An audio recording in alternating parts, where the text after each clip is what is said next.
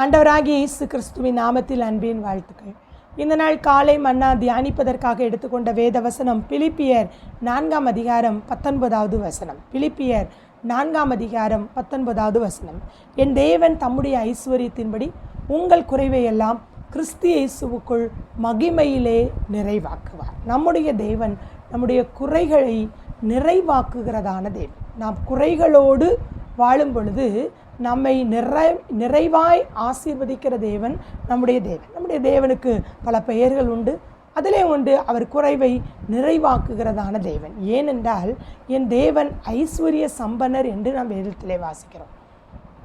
அவர் நமக்காக நம்மை ஐஸ்வர்யவான்களாக்கும்படி அவர் தரித்திரரானார் என்று 2 கொரிந்தியர் 8ஆம் அதிகாரம் 9வது வசனத்திலே வாசிக்கிறோம். ஏனென்றால் அவர் ஐஸ்வர்யவான்.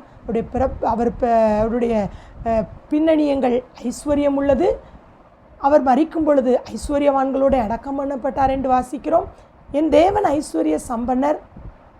அவர் எதற்காக? நம்மை ஆசீர்வதிக்கும்படியாக அவர் ஏற்கனவே தரித்திரராய் மாறிவிட்டபடியினாலே நம்முடைய குறைவுகளை எல்லாம் அவர் கிறிஸ்து இயேசுவுக்குள்ளாக நிறைவாக்கி தர உண்மை உள்ளவராய் இருக்கிறார். வேறு வார்த்தையில் நாம் சொல்லுவோமேயானால் நம்முடைய வாழ்க்கையிலே எந்த ஒரு தேவையும் இல்லாமல், எந்த ஒரு குறைவும் இல்லாமல் நாம் ஆசீர்வாதமாக வாழ வேண்டும் என்பதற்காக ஏற்கனவே அவர் தரித்திரராகிவிட்டார்.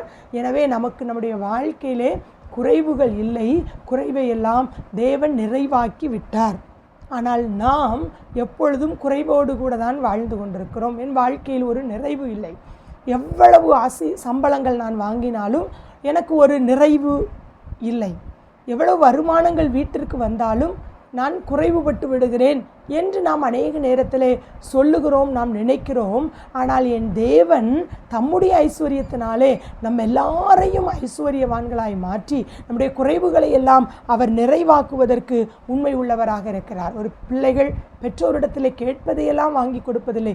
அவர்களுக்கு என்னது தேவை என்று அறிந்து பெற்றோர்கள் வாங்கி கொடுப்பது போல நம் பரம தகப்பனுக்கும் நமக்கு இன்னது தேவை என்பதை அவர் அறிந்திருக்கிறார் என்று வாசிக்கிறோம். நமக்கு இப்போ என்ன தேவை, இந்த சூழ்நிலையில் நமக்கு என்ன தேவை, நம்முடைய குடும்பம் போய்கொண்டிருக்கிற சூழ்நிலையிலே நமக்கு என்ன தேவை என்பதை எல்லாம் அவர் அறிந்திருக்கிறவராக இருக்கிறார். அவர் அறிந்திருக்கிறபடினாலே அவ்வப்போது அறிந்து வந்து நமக்கு என்ன தேவையோ, குறைவாக இருக்கிறேனே என்று நாம் நினைக்கிற பொழுது சீக்கிரமாக ஓடி வந்து நம்முடைய குறைவை நிறைவாக்கி விட்டு சென்று விடுகிறார். ஐயோ பலவீனமாக இருக்கிறேனே என்று நாம் உணர்கிற பொழுது வேகமாய் வந்து நம்மை பலப்படுத்தி விட்டு செல்லுகிறார். என்னென்ன தேவை என்ற உடனே ஒரே பணம் மட்டும் என்பது அல்ல. பல நிலைகளிலே சமாதானம் தேவை இருக்கலாம். சமாதானம் இல்லை என்று நாம் உணர்கிற நேரத்தில் என் தேவன் தம்முடைய சமாதானத்தை நமக்கு அனுப்புகிறார். பலவீனமாக இருக்கிறேனே என்று நாம் உணர்கிற நேரத்தில் அவர் தம்முடைய பலத்தை கொண்டு வந்து நம்மை பலப்படுத்தி விடுகிறார். தேவையோடு இருக்கிறேனே, ஃபீஸ் கட்டணுமே பிள்ளைங்களுக்கு, அல்லது இந்த டியூ கட்டணுமே அப்படின்னு நம்ம நினச்சிட்டு இருக்கிற நேரத்தில் வந்து நமக்கு உதவி செய்து போகிற ஆண்டவராக இருக்கிறார். என் தேவன் நம்முடைய குறைவுகளை எல்லாம் நிறைவாக்குகிற ஆண்டவராக இருக்கிறார்.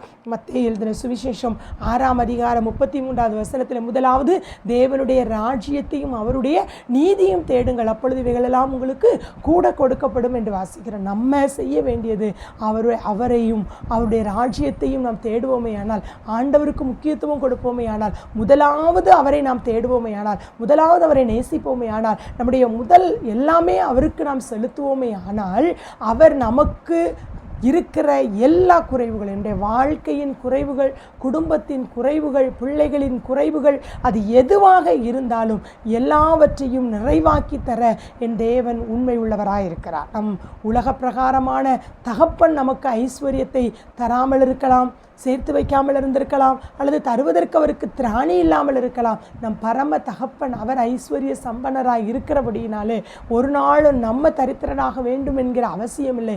ஏனென்றால் அவர் ஏற்கனவே தரித்திரராகிவிட்டு நம்முடைய குறைவுகளை எல்லாம் கிறிஸ்து இயேசுவுக்குள் மகிமையிலே உங்களுக்கு நிறைவாக்கி கொடுப்பார். இந்த நாள் காலை வேளையிலே எதை குறைவு என்று எண்ணுகிறீர்களோ என் தகப்பனிடத்தில் நீங்கள் கேளுங்கள். முதலாவது அவரிடத்திலே சொல்லுங்கள். முதலாவது அவரிடத்திலே தெரியப்படுத்துங்கள்.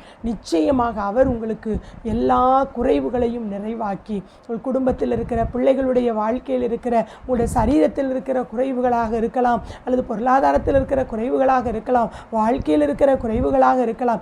எந்த குறைவானாலும் என் தேவன் தம்முடைய ஐஸ்வர்யத்தின்படி உங்களுக்கு குறைவை நிறைவாக்கி கொடுத்து உங்களை ஆசீர்வதித்து மேன்மைப்படுத்துவாராக. கண்களை மூடி ஜெபம் செய்வோம். நல்ல ஆண்டவரே, ஆசீர்வாதமான இந்த காலை வேளைக்காக உமக்கு நன்றி. இந்த நாள் நிகழ்ச்சியை பார்த்து கொண்டிருக்கிற எங்கள் பிள்ளைகளுக்காக உமக்கு ஸ்தோத்திரம். என் தேவன் தம்முடைய ஐஸ்வர்யத்தின்படி எங்கள் குறைவுகளை எல்லாம் கிறிஸ்து இயேசுவுக்குள் நீர் மகிமையில் நிறைவாக்கி கொடுப்பேன் என்று சொல்லியிருக்கிறீங்க ஆண்டவரே.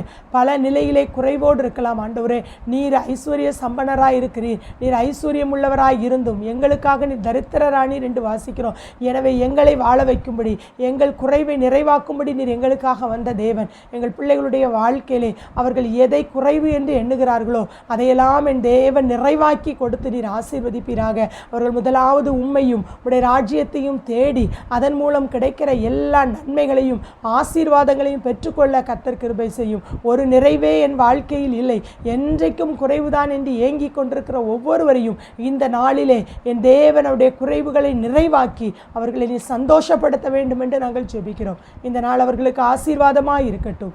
இயேசுவின் நாமத்தில் ஜெபங்கேளும் நல்ல பிதாவே. ஆமேன், ஆமேன். God bless you. Have a blessed day.